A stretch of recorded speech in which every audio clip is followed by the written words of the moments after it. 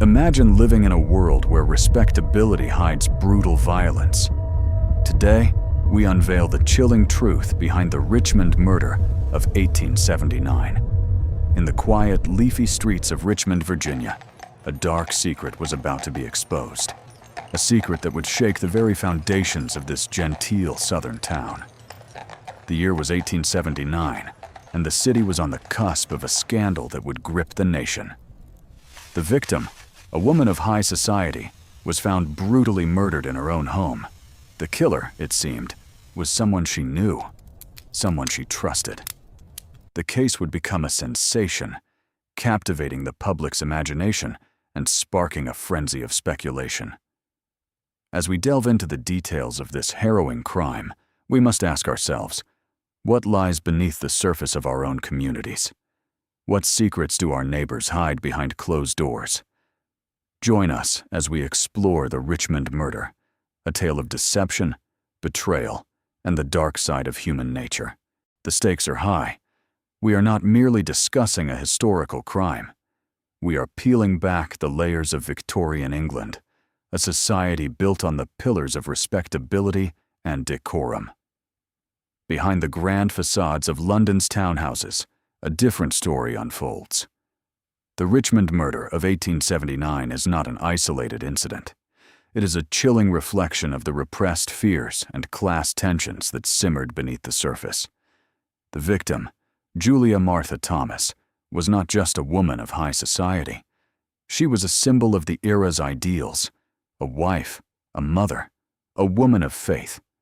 Her brutal murder shatters the illusion of safety and security. It forces us to confront the darkness that lurks within our own communities. What dangers lie hidden behind the facade of Victorian respectability? As we journey through this tale, we must grapple with the unsettling reality that the killer was not a stranger, but someone Julia knew, someone she trusted. This is not just a story of a brutal crime. It is a story of deception, betrayal, and the dark side of human nature. It is a story that challenges our perceptions of society and forces us to question the very foundations of our communities. The cobblestone streets of Whitechapel, slick with rain and shadow, bear witness to the chilling truth. Behind the ornate facades of grand townhouses and the warm glow of gaslit windows, secrets fester. The air is thick with the scent of coal smoke and the whispers of the desperate. Here, in the heart of Victorian London, the line between the genteel and the grim is razor thin. As we delve deeper into this labyrinth of deceit, we must ask ourselves, who can be trusted when the very fabric of society is tainted with blood? The killer's identity is not the only mystery.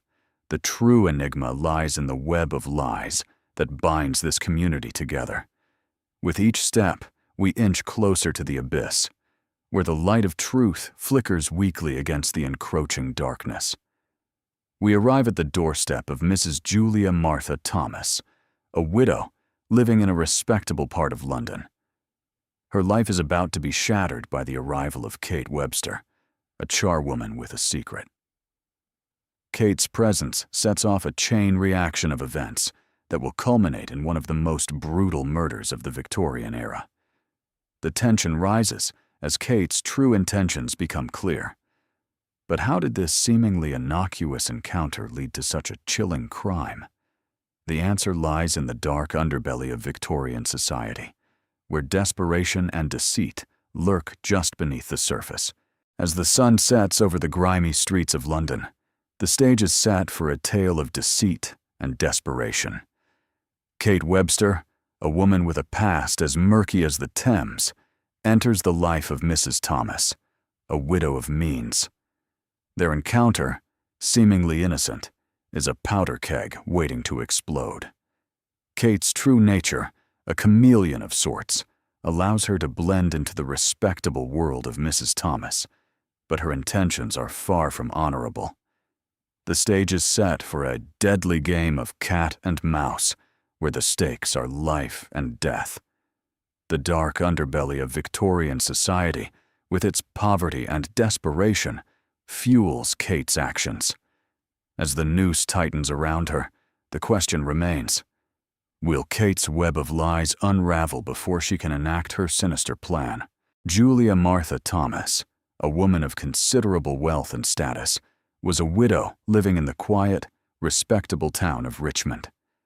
Her life, one might assume, was a picture of tranquility, a testament to the genteel existence of the Victorian upper class. Yet, behind the facade of her grand house and the polite society she moved in, Julia's life was one of isolation and loneliness.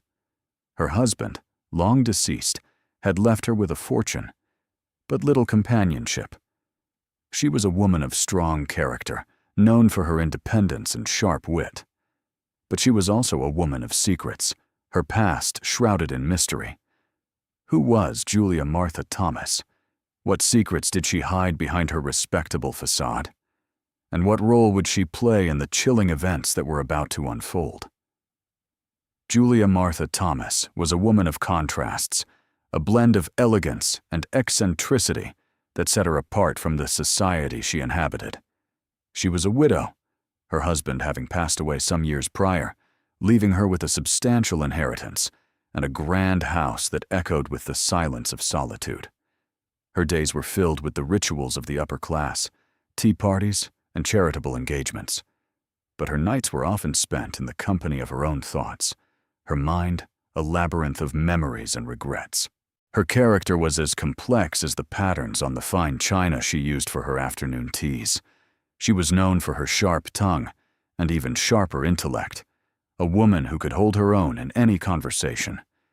Yet, there was a softness to her, a vulnerability that she kept hidden behind a mask of stoicism. She was a woman of secrets, her past a closed book that few dared to open. Rumors swirled around her like the mist that often clung to the moors surrounding her estate. Whispers of a scandalous past, of a love affair gone wrong, of a child lost.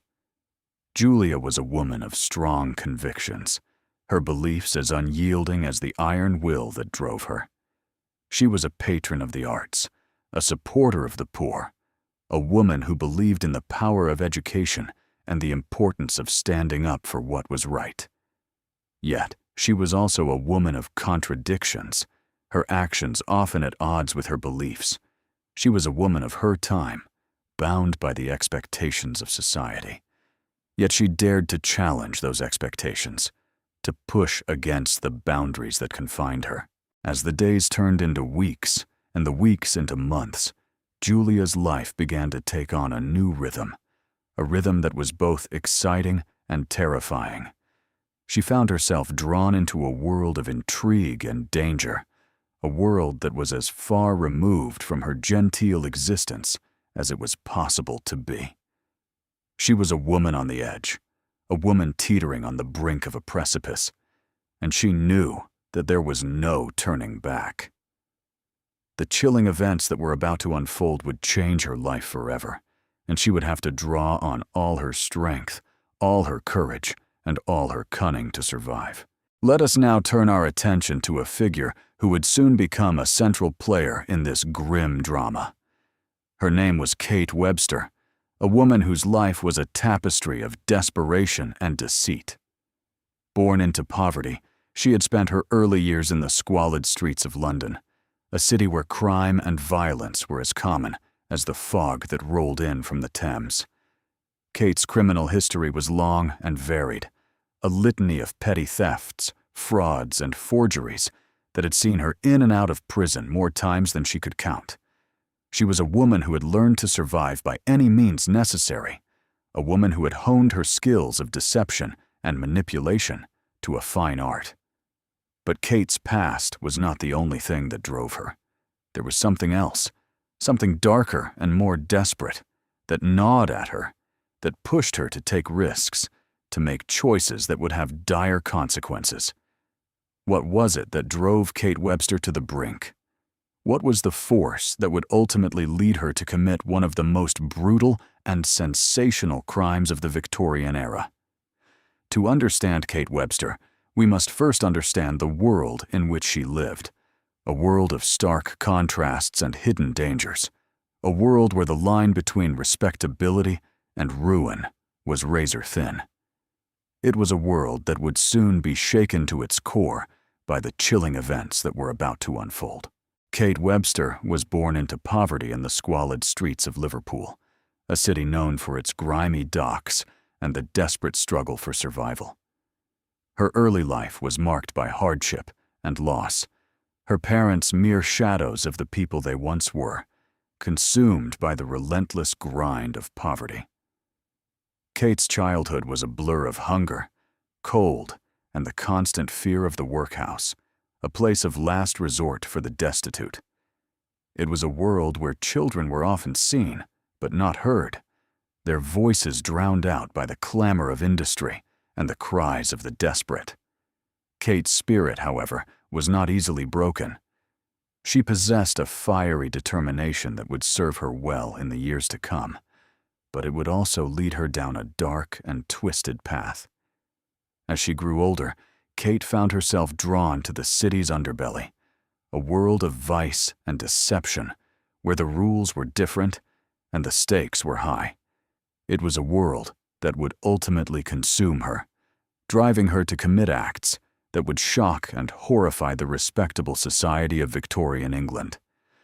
But to understand Kate Webster, we must also understand the forces that shaped her, the societal norms that confined her, and the personal demons that haunted her. It was a perfect storm of circumstances that would lead her to commit one of the most brutal and sensational crimes of the Victorian era, a crime that would leave a lasting stain on the annals of British history. Let us now turn our attention to the initial dynamics between Julia Thomas and Kate Webster. Julia, a widow of considerable means, and Kate, her servant, were bound by a practical arrangement. Julia sought companionship and assistance, while Kate sought employment and a roof over her head. Their relationship, however, was far from harmonious. Tension simmered beneath the surface, fueled by the stark contrast in their social standings. Julia, a woman of privilege, held the reins of power, while Kate, a woman of humble origins, was at her mercy. This power imbalance created a charged atmosphere, a ticking time bomb waiting to explode. But how would this volatile mix of dependence and resentment play out? Would it lead to a tragic end, or could it be diffused, allowing for a more peaceful coexistence? The answer lies in the complex web of emotions and circumstances that bound these two women together.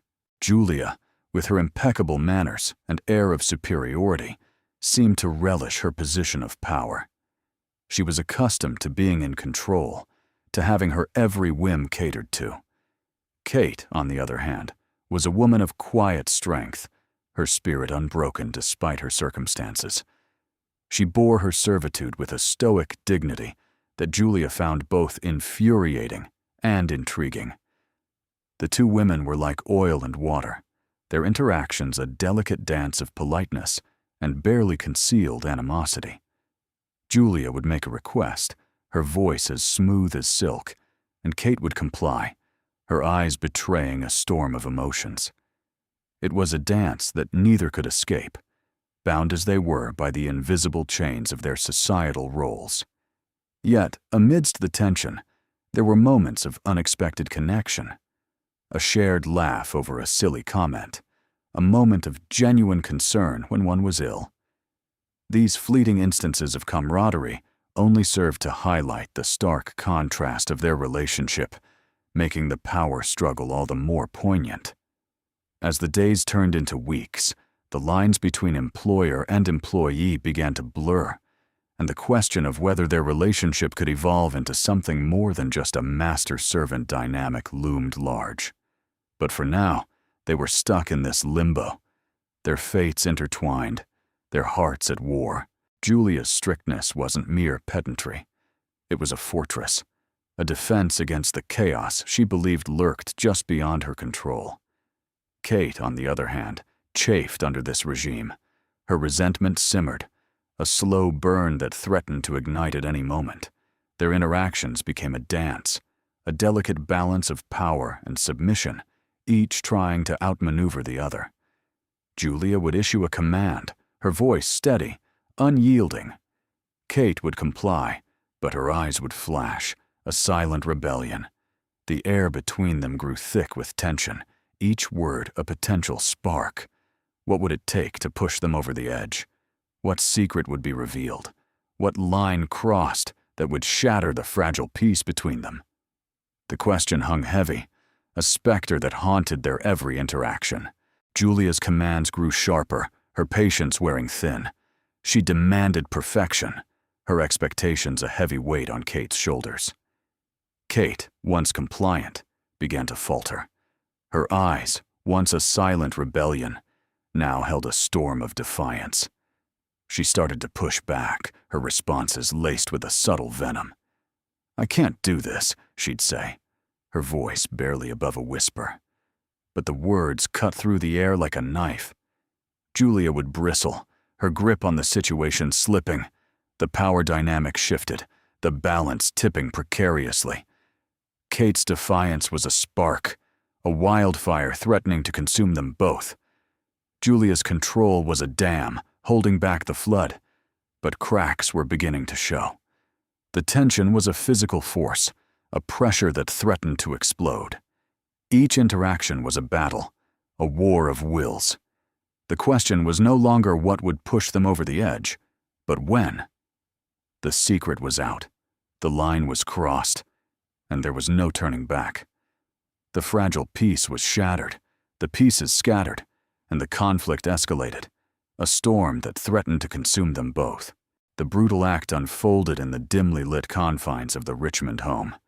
Kate, driven by desperation and fear, seized the moment when Julia was least expecting it.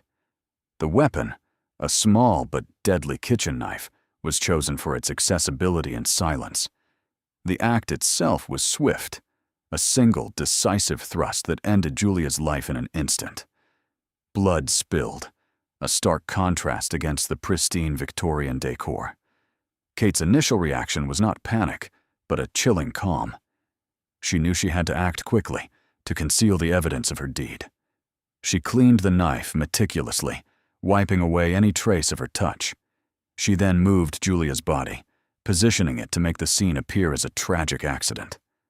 The clock ticked on, each second a reminder of the danger she was in.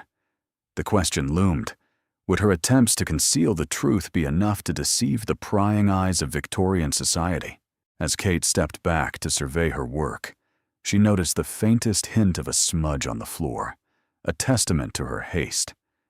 She retrieved a cloth from the kitchen, dampening it with water from the sink. The cool liquid splashed against her skin, a stark reminder of the reality she now faced. She knelt down, her heart pounding in her chest as she scrubbed at the stain, her eyes darting to the door every few seconds, fearing the sound of footsteps on the stairs. The clock in the hallway chimed, each toll echoing through the house like a countdown to her inevitable capture. She finished her task, her breath coming in short gasps, and stood up, her knees protesting the sudden movement. She looked around the room, her eyes scanning every surface, every corner, searching for any sign of her crime. The room seemed to mock her, its once familiar comfort now a source of dread. She knew she had to leave, to put as much distance between herself and the scene as possible. But first, she had to make sure that nothing could link her to the crime. She grabbed Julia's purse, rifling through it for any incriminating evidence. She found a letter, its envelope bearing her own handwriting. Her heart sank as she realized the mistake she had made. She tore the letter into tiny pieces, scattering them into the fire that burned in the grate. She watched as the flames consumed the evidence, her eyes reflecting the dance of the firelight. As the last of the letter turned to ash, she took a deep breath, steeling herself for what was to come. She had to leave, and she had to do it now. But as she turned to go, she heard a noise from upstairs. A creak, a whisper, a sound that sent a shiver down her spine. She froze, her heart pounding in her ears. She was not alone. Kate knew she had to act fast. She had to dispose of the body. She dragged it to the cellar, a dark and forgotten place. She covered it with old sacks, hiding it from prying eyes. But she knew that was not enough. She had to do more. She had to become someone else. She had to become Julia. She studied her sister's clothes, her mannerisms, her way of speaking. She practiced in front of the mirror, trying to mimic Julia's every move. She even wrote a letter, forging Julia's handwriting. She knew it was risky, but she had to take the chance. She had to hide her crime, and she had to do it well. But how long could she keep up the charade? And what would happen if someone found out the truth? She started with the small things, the details that would make her transformation believable. She dyed her hair to match Julia's chestnut brown, trimming it to the same length and style. She borrowed Julia's clothes, the soft woolen sweaters, and the faded jeans that smelled of her sister's perfume. She even stole a small silver locket from Julia's jewelry box, a trinket that Julia always wore, a symbol of their shared past. Kate pinned it to her own collar, feeling a pang of guilt as she did so.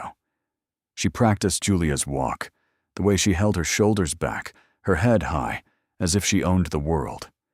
She mimicked her laugh, that infectious sound that could fill a room and make everyone smile. She rehearsed her lines, the phrases Julia used, the jokes she told. She watched old videos of Julia, studying her every move, trying to absorb her essence. But it wasn't just about the physical transformation. She had to become Julia in every way, to think like her, to feel like her. She had to understand her sister's dreams, her fears, her secrets. She had to know what Julia would say in any given situation, how she would react, how she would feel. She started to live Julia's life, going to the places Julia would go, meeting the people Julia knew. She joined the same book club, the same running group. She even started volunteering at the local animal shelter, just like Julia did. She was careful, always careful, to stay in character, to never let her guard down. But the more she became Julia, the more she started to lose herself. She found herself forgetting things, small things at first, like what she had for breakfast, or what she had done the day before. But then it started to be bigger things, things that mattered. She started to forget who she really was, what she really wanted. She started to forget Kate. She knew she was playing with fire, that she was walking a dangerous line. But she couldn't stop. She had to keep up the charade, had to keep Julia alive, had to keep her own secret buried. But how long could she keep it up? And what would happen when the truth finally came out? She didn't know, and that terrified her. But she had no choice. She had to keep going, had to keep pretending, had to keep living Julia's life. Because if she stopped, if she let the truth out, she would lose everything. And she couldn't let that happen. Not again. The investigation into the Richmond murder began with a grim discovery. A local farmer, out walking his dog, stumbled upon a human arm, partially buried in a shallow grave. The police were called, and the area was quickly cordoned off. Detective Inspector Frederick Aberline, a seasoned officer with a reputation for his meticulous investigations, was assigned to the case. He knew that the key to solving this murder lay in the evidence, and he was determined to find it. The arm was carefully exhumed and taken to the coroner's office for examination. The coroner, Dr. Thomas Bond, a man of considerable skill and experience, began his work. He noted the arm's condition, the cause of death, and any other pertinent details. Meanwhile, Aberlin and his team combed the surrounding area, searching for more clues. They found them, scattered and hidden, but there nonetheless. The truth was out there, waiting to be uncovered. But how would they piece it all together? And what would they find when they did? The investigation was just beginning, and the path to the truth was far from clear. As the days wore on, the police investigation intensified. The press, ever hungry for sensational stories, began to swarm the streets of Whitechapel, their headlines screaming of the Whitechapel murderer. The public grew increasingly anxious, their fear palpable in the crowded streets and empty alleys. The police, under immense pressure, worked tirelessly, their days filled with interviews, searches, and the meticulous examination of evidence. Dr. Bond's autopsy revealed that the victim had been killed by a single, brutal cut to the throat. The arm, he concluded, had been removed post-mortem, with a degree of anatomical skill. This chilling detail sent a shiver down the spines of the detectives. Whoever had committed this crime was not just a killer, but a butcher. Meanwhile, Abberline and his team followed every lead, no matter how tenuous. They questioned witnesses, searched homes, and scoured the crime scenes for any clue that might point them towards the killer. They found a few scraps of evidence: a blood-stained cloth, a torn piece of paper, a button from a jacket. Each piece was small, seemingly insignificant, but together they began to form a picture. The police also received numerous letters from the public, many claiming to know the identity of the killer. Some were serious, others were clearly the work of pranksters. But one letter, signed Jack the Ripper, sent a chill through the police station. It was written in red ink and claimed responsibility for the murders. The letter was gruesome, filled with details that only the killer could know. The police were horrified, but also hopeful. This was the first real lead they had. If they could catch the letter writer, they might catch the killer. But the trail was cold, and the path to the truth remained elusive. The hunt for Jack the Ripper was far from over. Kate's trial began, and the public's fascination grew. The courtroom was packed, every seat filled. The air was thick with anticipation. The judge entered, and the room fell silent.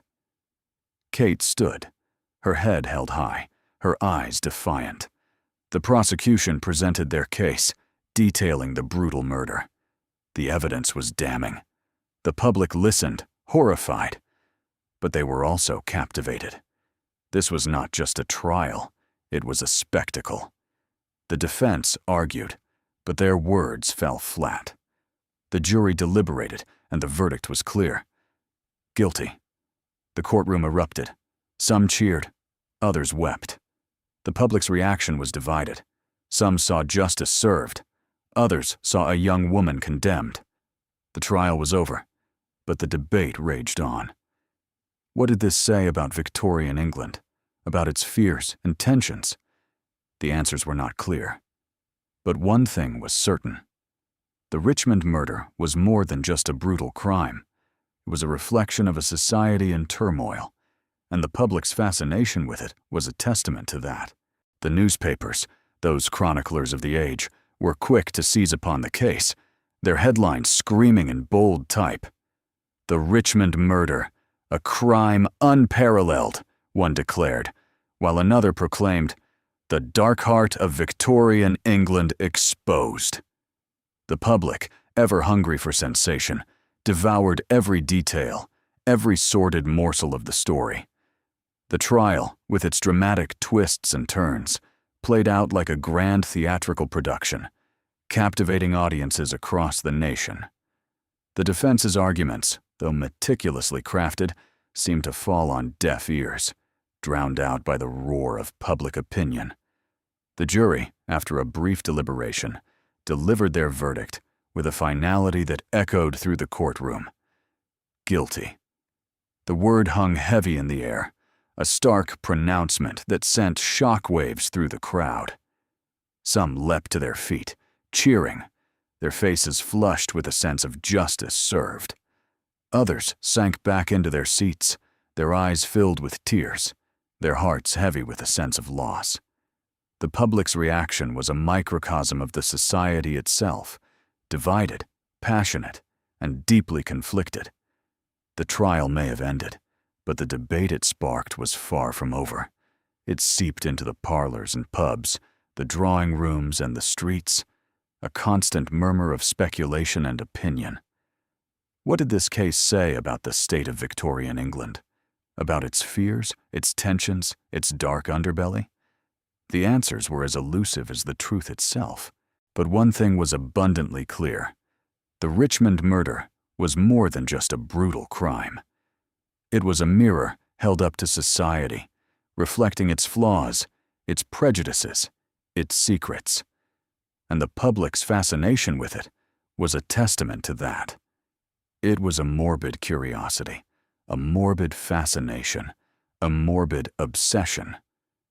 The Richmond murder had become a symbol, a cautionary tale, a dark shadow cast over the Victorian age. And as the years passed, the case would continue to haunt the collective consciousness, a grim reminder of the darkness that lurked beneath the surface of polite society. The Richmond murder, we must understand, did not occur in a vacuum. It was a product of its time, a manifestation of the societal pressures and psychological tensions that simmered beneath the surface of Victorian England. The crime, brutal and sensational as it was a symptom of a much deeper malaise.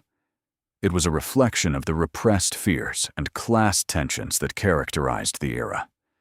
The upper classes, with their rigid codes of conduct and moral rectitude, lived in constant fear of the lower classes, whom they saw as a threat to their way of life. The lower classes, meanwhile, resented the upper classes for their wealth and privilege and the system that kept them in their place. This tension, this mutual fear and resentment, was a powder keg waiting to explode. And the Richmond murder was the spark that set it off. But what does this tell us about Victorian society? What does it reveal about the fears and anxieties that lurked in the shadows of polite society? To understand the Richmond murder, we must first understand the society that produced it. We must delve into the cultural and psychological factors that contributed to the crime, and examine the ways in which it reflected and reinforced the societal norms and values of the time. Only then can we begin to understand the true significance of the Richmond murder and the lessons it holds for us today. It was a society of stark contrasts, where the opulence of the upper classes stood in stark relief against the squalor of the working poor. The Victorian era was a time of rapid industrialization, urbanization, and social change. But it was also a time of deep-seated anxieties and insecurities.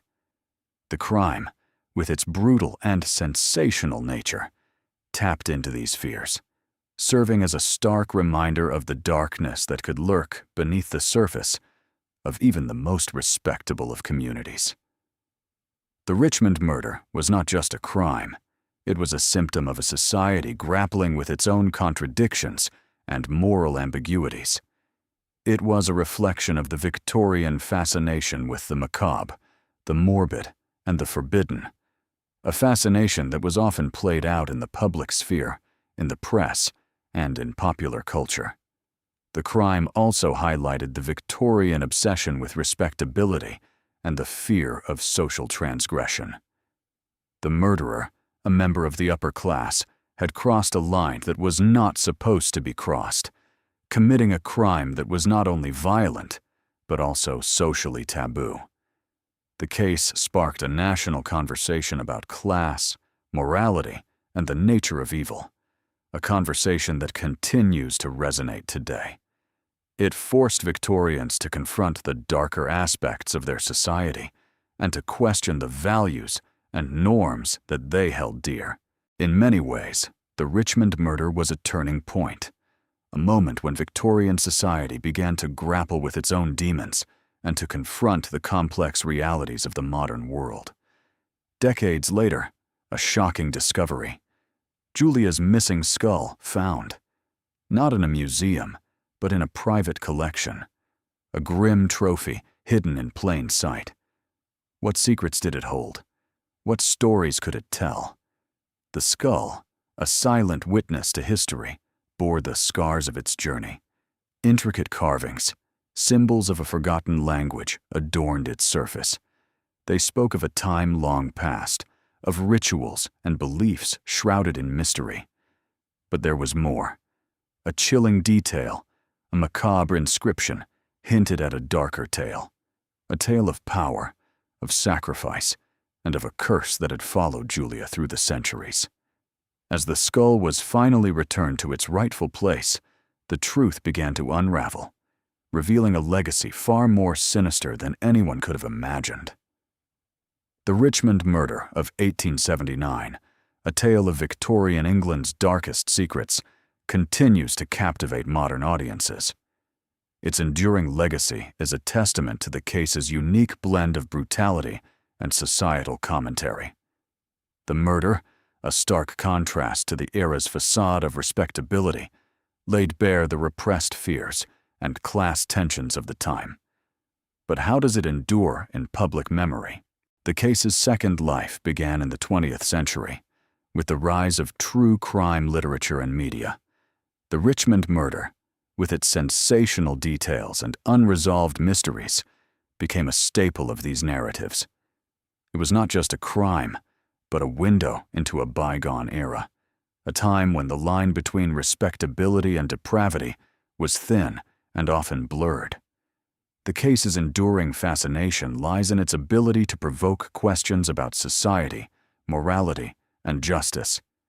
It challenges us to confront the darker aspects of human nature, to question the values and norms of our own time.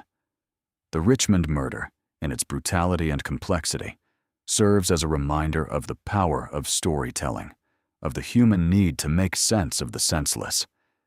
But the case's legacy extends beyond its role in true crime narratives.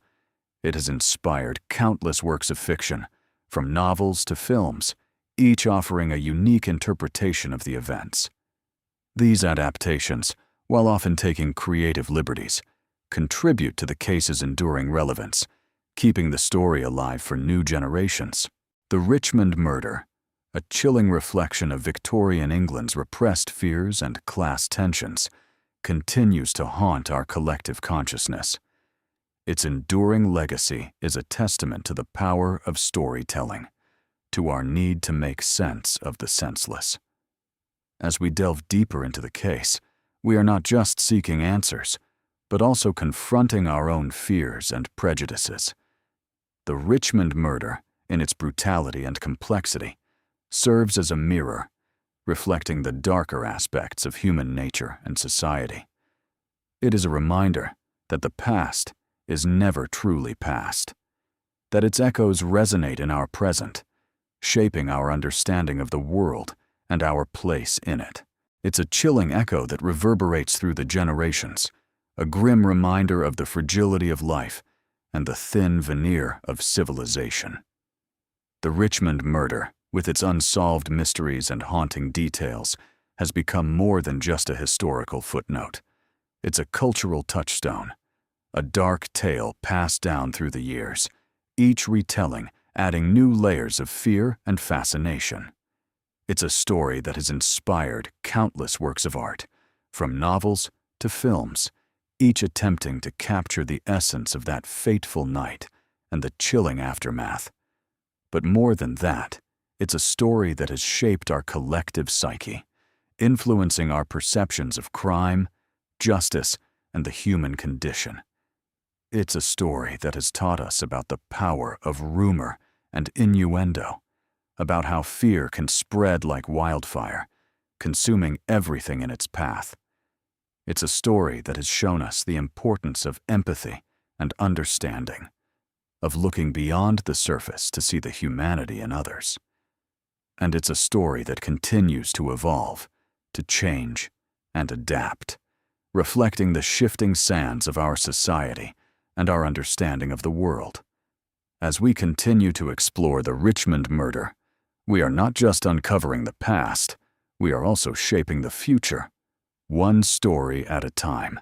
The Richmond murder, a brutal crime that shocked Victorian England, was more than just a sensational headline. It was a chilling reflection of a society grappling with repressed fears and class tensions. Behind the facade of respectability, a dark underbelly festered. The murder of Lord William Gordon Cumming, a respected army officer, by a mysterious assailant, exposed the cracks in the veneer of Victorian society. The case, shrouded in mystery and scandal, became a symbol of the era's hidden anxieties. The trial, a spectacle of its time, laid bare the class divisions and prejudices that permeated every aspect of life. The verdict, a contentious one, sparked debates that echoed through the halls of power and the streets of London. The Richmond murder, in its brutality and complexity, was a mirror held up to Victorian England, reflecting its darkest fears and deepest divisions. It was a stark reminder that beneath the surface of civility, a storm of unrest and uncertainty raged. The true significance of the Richmond murder lies not just in the crime itself, but in what it revealed about the society that produced it. It was a turning point, a moment when the shadows of Victorian England were laid bare, forcing the nation to confront its own demons. The Richmond murder was not just a crime, it was a reflection of a society in turmoil, a chilling testament to the power of fear and the fragility of respectability. What is the true significance of the Richmond murder? To answer that, we must delve deeper into the heart of Victorian England, exploring the fears, the tensions, and the secrets that lay hidden beneath the surface. As we journey back to the gas-lit streets and fog-laden alleyways of Victorian London, we find a city teeming with contrasts, a city where the opulence of the upper classes stood in stark juxtaposition to the squalor of the working poor. It was a time of immense change, of industrial revolution and scientific advancement, yet also of deep-seated inequality and social unrest. The Richmond murder, with its brutal and sensational nature, struck at the very heart of this dichotomy, exposing the underbelly of a society that preferred to keep its secrets buried. The crime sent shockwaves through the nation, not just because of the violence, but because it shattered the illusion of safety and security that the wealthy had long taken for granted. It was a stark reminder that even within the gilded cages of their grand estates, the elite were not immune to the darkness that lurked in the shadows. The murder of Lord William Richmond, a man of wealth and influence, laid bare the vulnerabilities of a class that had long considered itself untouchable. It was a wake-up call, a stark reminder that the veneer of respectability could be shattered in an instant, revealing the raw, primal fears that lay beneath. The Richmond murder forced the nation to confront its own demons, to acknowledge the simmering tensions and the hidden secrets that threatened to tear society apart. It was a turning point, a moment when the shadows of Victorian England were laid bare, and the true significance of the Richmond murder became clear. It was not just a crime, but a reflection of a society in turmoil, a chilling testament to the power of fear and the fragility of respectability. What have we learned from the Richmond murder? We've seen how a brutal crime can expose the dark underbelly of Victorian society. The murder was not an isolated incident, but a symptom of deeper issues. Class tensions simmered beneath the surface, ready to boil over. Respectability was a facade, hiding repressed fears and hidden secrets. The case forced the nation to confront its own demons, acknowledging the fragility of its social order. It was a turning point, a moment when the shadows of Victorian England were laid bare. The Richmond murder was more than just a crime. It was a reflection of a society in turmoil, a chilling testament to the power of fear and the fragility of respectability. The case sparked a national conversation about the dark side of progress, the inequality that festered beneath the surface of industrial advancement. It was a stark reminder that even in the heart of civilization, savagery could lurk. The Richmond murder became a symbol of the Victorian era's struggle with its own contradictions, a haunting echo of the tension between appearances and reality. It served as a wake-up call, forcing society to question the values it held dear and the shadows it chose to ignore. The legacy of the Richmond murder endures, a chilling reminder of the complexities and contradictions that lie at the heart of human nature. What can you do to learn more about this dark chapter of history? Explore the archives, delve into the diaries of those who lived through it, and unravel the threads of this complex narrative. The Richmond murder awaits your investigation, a puzzle to be solved, a mystery to be unraveled. Will you accept the challenge? Join the community of history enthusiasts, share your findings, and let's piece together the truth. Subscribe for more deep dives into history's most intriguing mysteries. And don't forget to hit the notification bell so you never miss an update. Together, we can shed light on the shadows of the past.